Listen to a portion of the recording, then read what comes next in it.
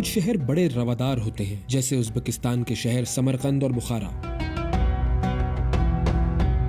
یہاں کی فضا میں چڑیوں کی چہچہاہٹ اور دعا و مناجات کی آوازیں گونجتی ہیں۔ خانقاہوں کی کثرت ہے جو 19ویں صدی سے پہلے صوفیوں اور درویشوں سے آباد رہتی تھیں۔ ازبکستان کی مٹی میں اسلامی تعلیم اور تحقیق کی خوشبو رچی بسی ہے۔ دنیا اسلام کے ممتاز طبیب اور فلسفی ابو علی سینا اور ریاضی کے موجد البیرونی کا تعلق اسی سرزمین سے تھا۔ ازبکستان کا شہر سمرقند مشہور سائنسدان ابن سینا اور الجبرا کے موجد محمد الخوارزمی کے علمی شغل کی سرزمین ہے، اور یہی شہر ماہر فلکیات اولغ بیگ کی آخری آرامگاہ ہے۔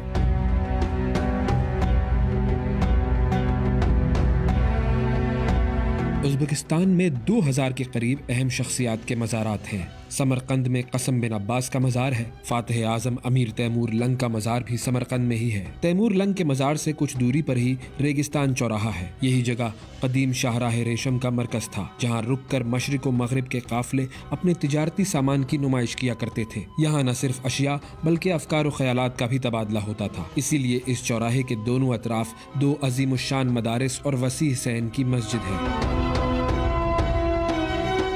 پیغمبر حضرت دانیال علیہ السلام کی آرامگاہ بھی سمرقند میں ہی ہے۔ ان کا مزار دنیا میں ان چند مقامات میں سے ایک ہے جہاں مختلف مذاہب کے لوگ ایک ساتھ عبادت کرتے ہیں۔ سمرقند سے 25 کلومیٹر فاصلے پر امام بخاری کا عالی شان روضہ ہے۔ امام بخاری نے احادیث جمع کر کے صحیح بخاری میں انہیں کتابی شکل دینے کا عظیم کارنامہ سر انجام دیا۔ امام بخاری کی پیدائش اسلامی تہذیب و تمدن کے اہم مقام بخارا میں ہوئی۔ بخارا میں آج بھی کئی مساجد اور مدرسے قائم ہیں، لیکن شہر کا سب سے بڑا تعارف امام بخاری ہی ہے۔ بخارا میں پوئے کلیان سکوائر 3 اطراف سے عظیم الشان تاریخی ورثے سے گھرا ہوا ہے۔ اس جگہ مسجد کلیان موجود ہے، ساتھ ہی مدرسہ ہے۔ اس مدرسے کی اہم بات یہ ہے کہ دیگر کئی تاریخی مدارس کے برعکس اس مدرسے میں آج بھی تدریس کا عمل جاری ہے، جبکہ کلیان سکوائر کی تیسری اہم یادگار 900 سال پرانا کلیان مینار ہے۔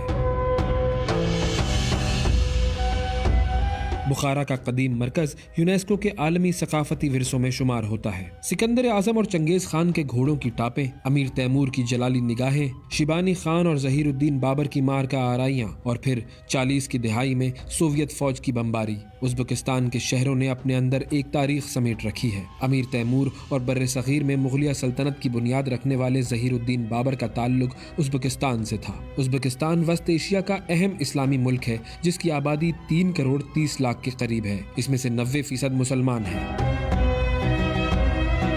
تاشقند ازبکستان کا دارالحکومت ہے، جبکہ ازبک ملک کی قومی زبان ہے۔ دلچسپ بات یہ ہے کہ اردو زبان میں تقریباً 4000 الفاظ ازبک زبان کے ہیں۔ اس کا مطلب اردو میں ہر تیسرا لفظ ازبک زبان کا ہوتا ہے۔ پلاؤ، گوشت، پیالہ، سلاد سب ازبک زبان کے لفظ ہیں۔ پلاؤ ازبکستان کا قومی پکوان ہے۔ تربوز اور حلیم بھی ازبک ہندوستان میں لے کر آئے۔